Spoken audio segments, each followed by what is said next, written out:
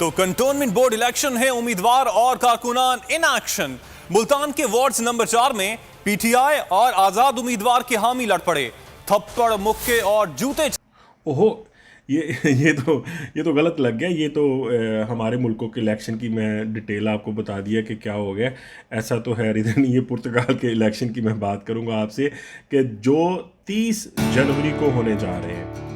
और शायद मेरे जहन में ये वीडियो का आइडिया ना आता, मुझे स्कूल से ना एक ईमेल आ गई स्कूल की तरफ से। उन्होंने कहा जी कि 31 जनवरी को ना हम जी स्कूल बंद रखेंगे, उसको सैनिटाइज़ करना है हमने दोबारा से, और क्योंकि 30 जनवरी को वहाँ पे वोटिंग होगी। तो मैंने सोचा यार इसके ऊपर मैं एक डिटेल थोड़ी सी वीडियो बना दूं कि अब ये इलेक्शन होने जा रहे हैं। पार्टीज़ का भी आपको बता दूं कि कौन कौन सी पार्टीज़ हैं, अभी रीसेंट गवर्नमेंट के अंदर कितनी कितनी उनकी सीट्स हैं, और कहाँ कहाँ पे उनके कौन कौन से लीडर्स हैं। ये सब चीज़ें मैं आपको शेयर करूँगा। लेकिन यहाँ ना इलेक्शन का कोई मज़ा नहीं है, वो शोर नहीं है, वो जैसे वो कोई बदतमीज़ी नहीं होती हमारे मुल्कों के अंदर कि हर महल्ले का एक बंदा चौधरी बना होता है। वो आपने वोटिंग स्टेशन पे जाना है, जो पोलिंग स्टेशन है वहाँ पे जाना है, और वहाँ पे आप देखेंगे कि ऐसे ऐसे बंदे चौधरी बने होते हैं कि जिनको शायद कोई पूछने वाले नहीं होता। ये दिन ही ऐसा होता है। और जो हमारी अथॉरिटीज़ जिनको वाकई में मतलब कंट्रोल करने की ज़रूरत होती है, वो जनाब उनकी बैग पे पीछे कहीं चाय पी रहे होते हैं, कहीं कहीं खोखे पे बैठ के, और कहीं किसी जगह पे बैठ के जनाब वो खाना खा रहे होते हैं। वो सच एज उनको कोई इतनी परवाह नहीं होती, क्योंकि वो मोहल्ले के जो 2-4 लोग होते हैं उस एरिया के, वो चौधरी बन के वहाँ पे खड़े होते हैं। इसमें ये पुर्तगाल के अंदर ऐसा कुछ नहीं है, कोई मज़ा ही नहीं है इलेक्शन का। यकीन करें, मज़ा क्यों भाई। वो जैसे हमारे मुल्कों के अंदर आके एक MPM ने आके जनाब स्पेशल घर पे आके टक ठक करता है, खड़काता है, वो पाजी वोट मुझे देना, तो वो फिर आगे से वादे कौन से बताता है आपको, आपका पानी मैं ठीक कर दूंगा, पानी का बड़ा मसला है आपको पानी मैं दिलवा दूंगा, आपकी गैस का मसला है गैस में ठीक हो, बिजली का बड़ा मसला है बिजली ठीक कर दूंगा।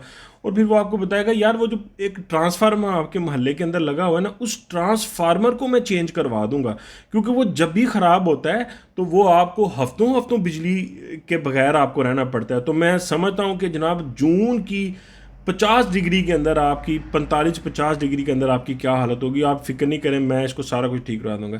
क्या मेंटालिटी है हम लोगों की यार, कहाँ छोटी छोटी चीज़ें मोहल्ले की तारों के ऊपर आके हम वोट दे देते हैं।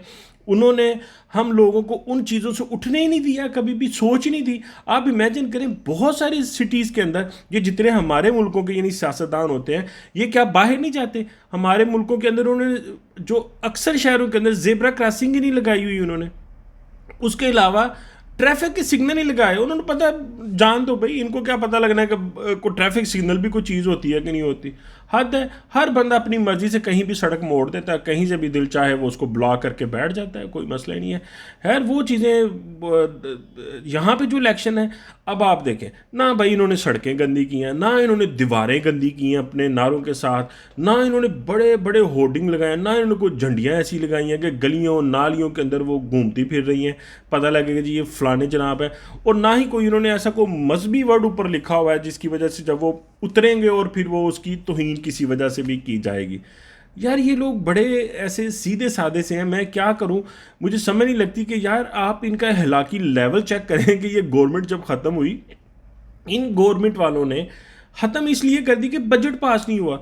ओ भाई, मुझे नहीं समझ लगी कि हमारे मुल्कों के अंदर इन्होंने क्यों नहीं ये थोड़ी सी बात सीख ली। हमारे मुल्कों के अंदर जब भी ऐसी कोई चीज़ करनी होती है तो या तो किसी बड़े चौधरी को कह दिया जाता है, जो मुल्क का सबसे बड़ा बड़ा चौधरी होता है, ओ भाजी है ज़रा मेरा ना बजट पास करवा दो। ओ चौधरी फिर सारे कह देता पुत्र तू ना आया तो तेरी खैर नहीं है, तू गायब है किसी भी तरीके से। यानी तो वो एक अजीब सा इन्वायरमेंट है, उस इन्वायरमेंट के अंदर हम हर चीज़ करवा सकते हैं।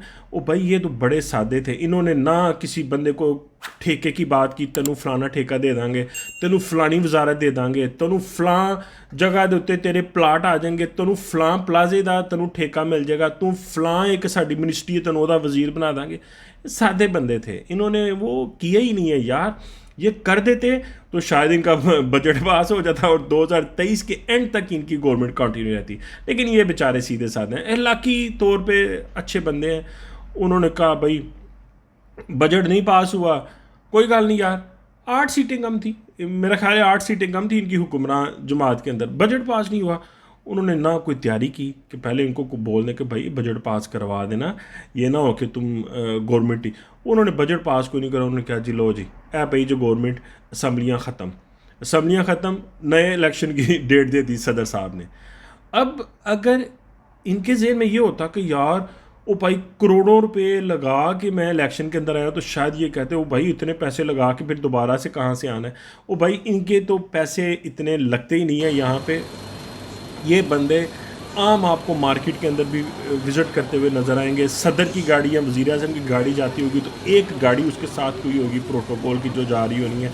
आपको ये आम मार्केट्स के अंदर यहाँ पे शॉपिंग करते भी नज़र आएंगे। ये लोग बहुत सीधे और बड़े सादे लोग हैं और अखलाकी तौर पे अच्छे हैं।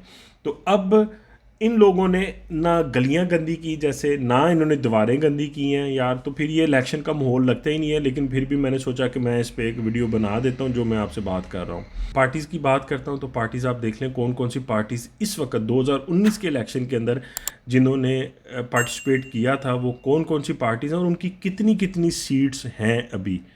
तो चलें देखते हैं इसको, ठीक है। पुर्तगाल की टोटल जो असम्बली के अंदर सीट्स हैं वो 230 हैं और आपको गवर्नमेंट बनाने के लिए आपको 116 सीट्स की ज़रूरत होती है मेजॉरिटी अपनी शो करने के लिए। तो हम बात करते हैं 2019 के अंदर हम एक एक लीडर की जो वहाँ पे हमारे यहाँ पे गवर्नमेंट के अंदर इन्वॉल्व होते हैं उनकी हम आपको सीट्स की बात करेंगे। इस वक्त जो हुक्मरान जमात थी जिसकी सबसे ज़्यादा सीट्स थी, उसके जो लीडर हैं वो हैं सीनियर अंतोनियो कोस्टा। पार्टी का नाम पीएस है। पीएस एक शॉर्ट फॉर्म है पार्टिदो दी सोशलिस्टा और सोशलिस्ट पार्टी। इनके लीडर हैं ये 28 सितंबर 2014 से। और जो लीडर्स की सीट है वो लीडर जो है उनकी वो सीट वो है लिस्बन के अंदर। और अगर इनके लास्ट इलेक्शन की हम बात करें तो इनके पास 108 सीट्स थी, यानी 36.3% इनके पास थी, ऑक्यूपेशन थी इसके अंदर। अगर टोटल सीट्स इनके पास डेफिनेटली अभी मौजूदा 8 हैं और इनको मज़ीद 8 सीटें चाहिए इलेक्शन को जीतने के लिए। अब देखते हैं कि ये वो सीट्स अब इंक्रीज़ कर पाते हैं कि नहीं कर पाते। मैंने लोकल काफ़ी बंदों से मतलब इस बारे में वैसी बात की। जनरली मेरे पास लोग आते हैं, ख़ासतौर पे वो जो बुज़ुर्ग थे, तो उनमें से मेजॉरिटी ने यही कहा कि पीएस की गवर्नमेंट दोबारा आ जाएगी। लेट्स सी भाई क्या होता है, लेकिन ये मैं एक जनरल पब्लिक की आपसे बात कर रहा हूँ। इसके बाद हमारे पास पार्टी है पीएसडी। पीएसडी के जो लीडर हैं इस वक्त वो रुई रियो। और रुई को रुई नहीं पढ़ा जाता यहाँ पे, हुई, ओके, ख करके पढ़ा जाता है साउंड उसकी। एनीवे 18 फरवरी को ये 2018 को ये लीडर बने। इनकी जो सीट है वो पोर्तो से ये लड़ते हैं अपनी। और इनकी जो इस वक्त असम्बली के अंदर सीट्स हैं वो 79 सीट्स हैं, यानी 27.8%। और इनको गवर्नमेंट में आने के लिए 37 मज़ीद सीट चाहिए। जो तीसरी मेजर पार्टी है वो है बी ब्लॉको इश्केर्दा। तो ब्लॉको इश्केर्दो, तो इसमें इनकी हैं वो जो लीडर हैं उनका नाम है कतरीना मार्टिन्ज। ओके, ये 30 नवंबर 2014 से लीडर हैं और इनकी भी जो एक सीट है वो पोर्तो एक इनका सिटी है जहाँ से ये इलेक्शन लड़ते हैं। अभी इनकी असम्बली के अंदर 19 सीट है। यही वो पार्टी थी जिन्होंने पीएस के साथ बजट पास नहीं किया था, जिसकी वजह से असम्बलियाँ तोड़नी पड़ी। पार्टी पीसीपी के नाम से एक पार्टी है, उनके लीडर का नाम जेरोनीमो दी सोजा।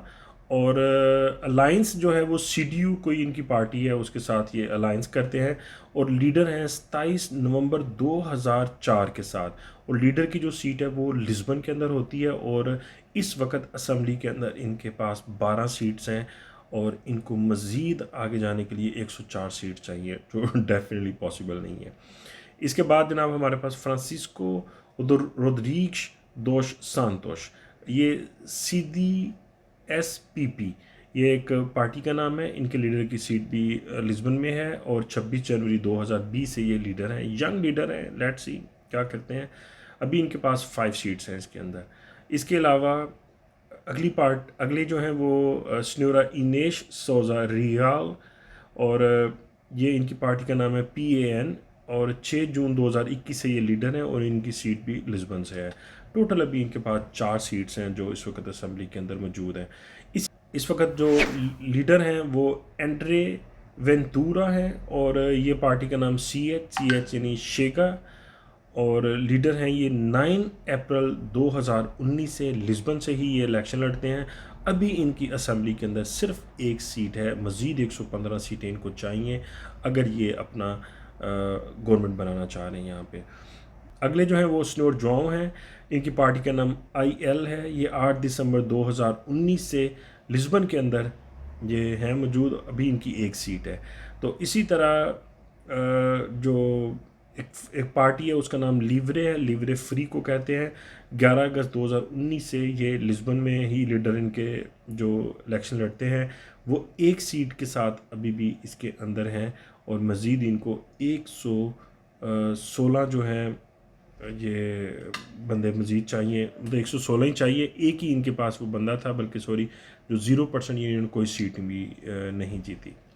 इस डिटेल के हिसाब से अगर आप देखें तो 8 सीटें जो इस वक्त हुक्मरान जमात थी उसको सिर्फ चाहिए अपनी दोबारा से गवर्नमेंट बनाने के लिए। तो ये एक्सपेक्टेड है कि ये दोबारा से अपनी गवर्नमेंट बना लेंगे, और आप लोगों को एंजॉय करने का कुछ भी मौका नहीं मिलेगा यहाँ पे इलेक्शंस के अंदर, जैसे हमारे माहौल के अंदर होता था, हमारे मुल्कों के अंदर होता था, क्योंकि यहाँ पे नालियाँ भी पक्की हैं, यहाँ पे सड़कें भी पक्की हैं, और यहाँ पे बिजली पानी गैस का भी कोई मसला नहीं है। तो ये ह्यूमन डेवलपमेंट के ऊपर वोट्स लेते हैं, इंसानी ज़िंदगी को बेहतर बनाने के लिए, ताकि वो माशी तौर पे मजबूत हों और मुल्क के जो हालात हैं वो बेटर हों, क्योंकि इन्होंने जो बेसिक नेसेसिटीज़ हैं ये यहाँ पे सब की सब पूरी हैं, और किसी बंदे को इन चीज़ों के बारे में किसी किस्म का भी मसला नहीं है। तो अगर आपका वोट है तो वोट डालने ज़रूर जाएं, और तसल्ली से त्रंक्विल होके जाएं, क्योंकि आपको कोई भी जलसा जुलूस और कोई भी लीडर अपनी मोटरसाइकिल के पीछे बिठा के वोट के ऊपर नहीं लेके जाएगा, और ना ही कोई उसका एजेंट, ना ही कोई ऐसा और बंदा जो आपको वहाँ पे उठाए और आपको लेके जाए आपका वोट डालने के लिए। आपको खुद ही जाना पड़ेगा, और शायद आपको वो जो इलेक्शन की जगह है जहाँ पे आपने जाना है, क्योंकि आपको ना तो रास्ते में कोई बोर्ड नज़र आएंगे ऐसे, और ना ही आपको कोई लड़ाई नज़र आएगी, ना ही आपको कोई वैसी इलेक्शन की गंदगी नज़र आएगी कि जिसको आप देख के कहेंगे हाँ यार ये पोलिंग स्टेशन मुझे लग रहा है कि जहाँ पे वोट डाले होंगे। शायद आपको पोलिंग स्टेशन ढूंढने में भी थोड़ा सा मसला हो। मेरी दुआ है कि जो हमारे सियासतदान हैं उनको भी काश कोई ऐसा एक अहलाकी कीड़ा लड़ जाए कि वो अगर इस तरह की बातें हों तो वो भी कहें कि यार ठीक है भाई, मूव ऑन, आगे चलते हैं, दोबारा इलेक्शन हो जाएंगे, कोई ऐसी बात नहीं है। लेकिन कुर्सी को हम ऐसे चिपट के बैठते हैं कि यार भाई अब गई तो फिर पता नहीं बारी आनी है कि नहीं आनी। तो अपना बहुत सारा ख्याल रखिएगा। दोबारा किसी वीडियो के अंदर आपके साथ दोबारा मुलाकात होगी। Thank you very much.